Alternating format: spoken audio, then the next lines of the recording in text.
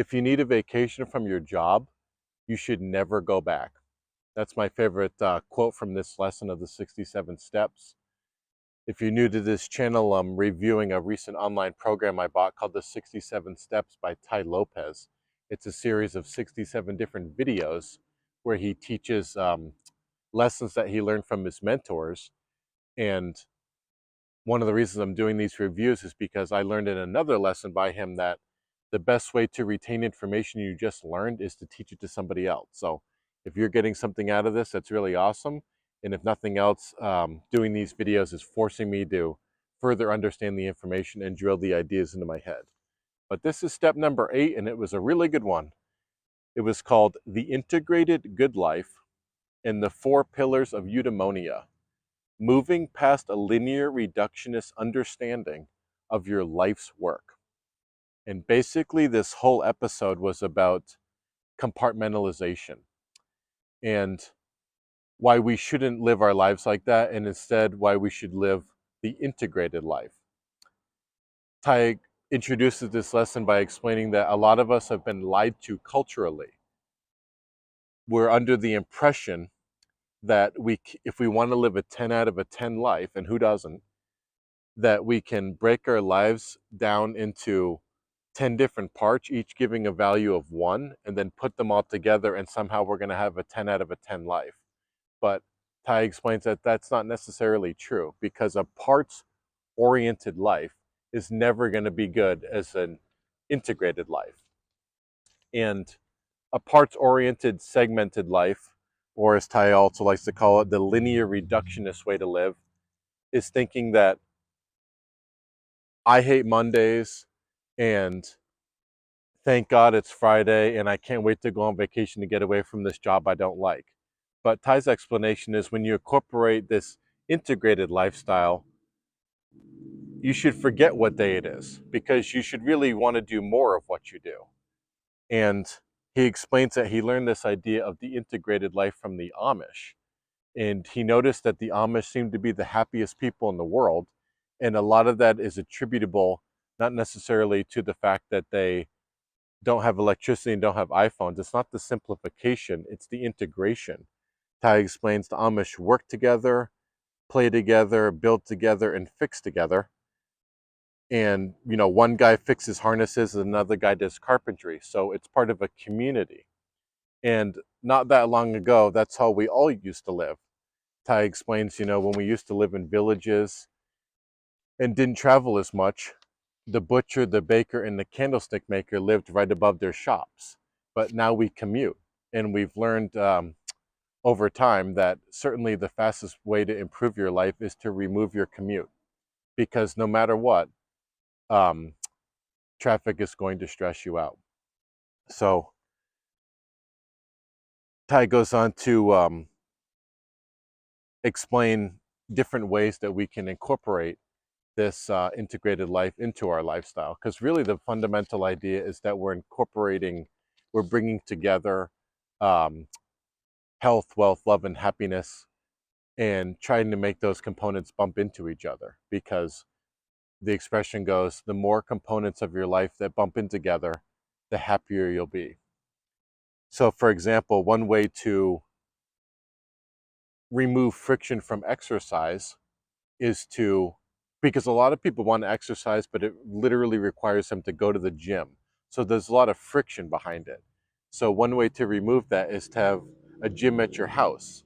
And some people don't necessarily have the room for that, but there's other options. You can have a treadmill desk.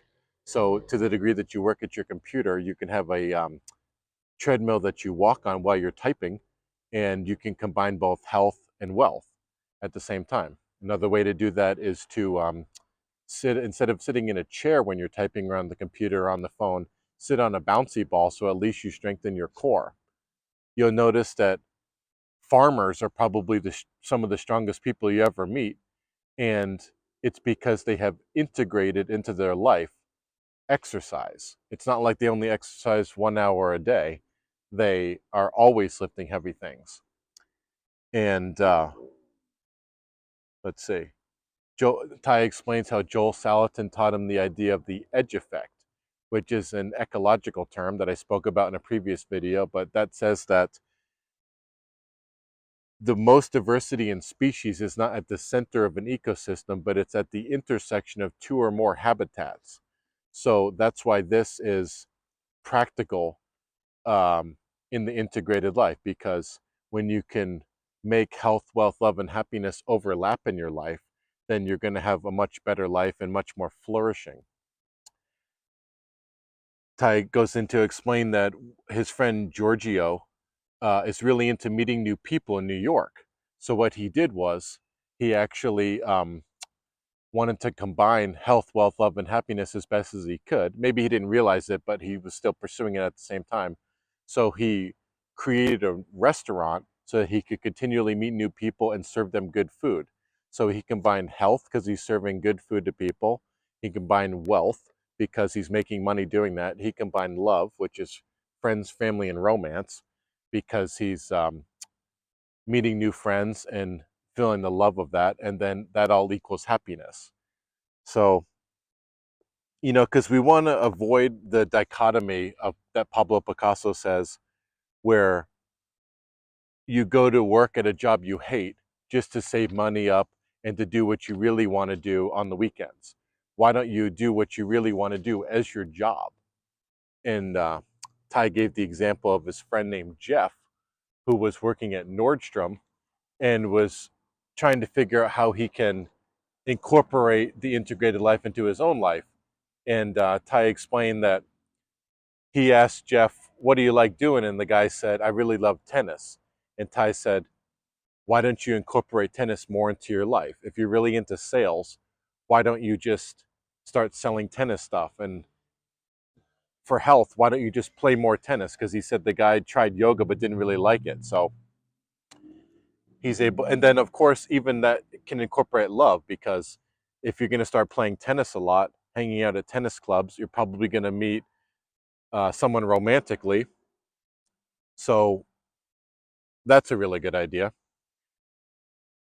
And he says, integration is not rocket science, but you see people not living the integrated life all the time.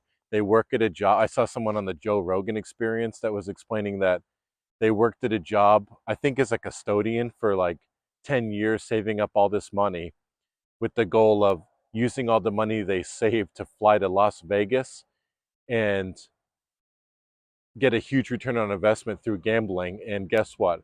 That didn't work out. They went all the way to Vegas and blew all their savings. And that's not good. So you don't want to do that.